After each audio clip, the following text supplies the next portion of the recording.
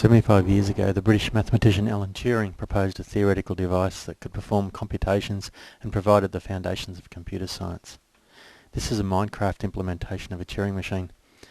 Here it is running Turing's first example program, simply writing a sequence of symbols to the tape. I have 3 block pairs for each symbol. For this program, all the glass down represents a blank, just the middle block down represents a 0, and the outside blocks down represent a 1. The program writes the sequence blank, 0, blank, 1 and repeats. In theory, the tape extends to infinity, but Minecraft isn't quite that big. So I've looped the tape around and joined it behind the machine. Each tape position can hold one of 8 different symbols, including the blank.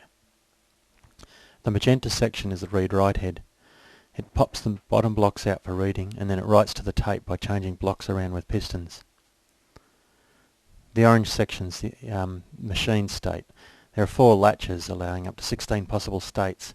I usually reserve 0 as the halt state. And this blue section is the action table, which is the program that defines the state transitions and the resulting actions on the tape. This Turing machine has enough capacity to implement a universal Turing machine, but for a more practical demonstration I've coded a program that looks for palindromes. I've encoded a sequence of symbols G, A, A, T, T, C representing DNA nucleotides. The program's looking for reverse complement pairs at each end of the sequence. When it finds a match, it deletes the pair. If the sequence is palindromic, it will halt with the entire sequence erased. Guanine is represented by just the white wool block down, adenine by the white wool and dark grey wool down, thymine by the white wool and light grey wool down, and cytosine by all wool blocks down. There's blanks to mark the end of the sequence. I've just erased the guanine and now we're searching to the other end of the sequence looking for the matching cytosine.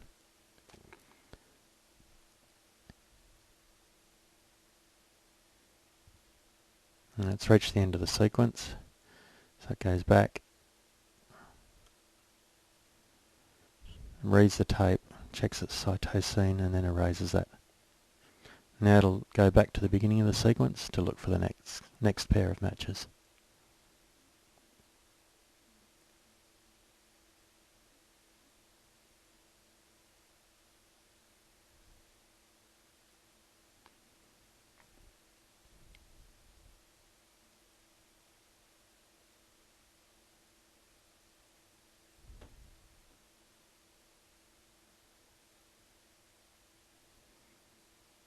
And it's found the beginning of the tape, so it'll advance to the next symbol. Next symbol, adenine. It erases that, and then it'll go back to the other end of the sequence and look for the matching thymine.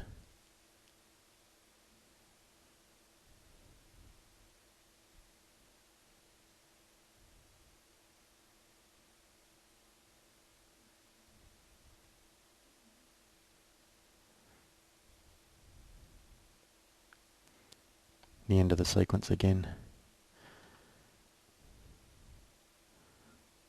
Finds the thymine and erases that.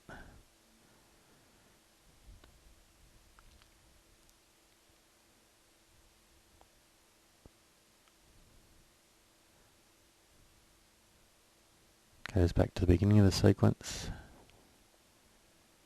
Sees the blank.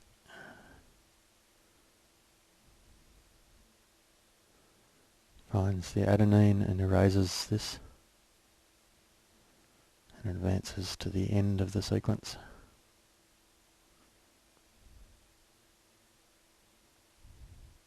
Finds the blank, which tells it it's got to the end of the sequence. Now it checks for a matching thymine, finds it, so it erases it. Goes back to the beginning of the sequence again. The sequence is empty now, of course. Sees that it's empty, sees the beginning of the sequence, checks the symbol, it's empty, so then it halts.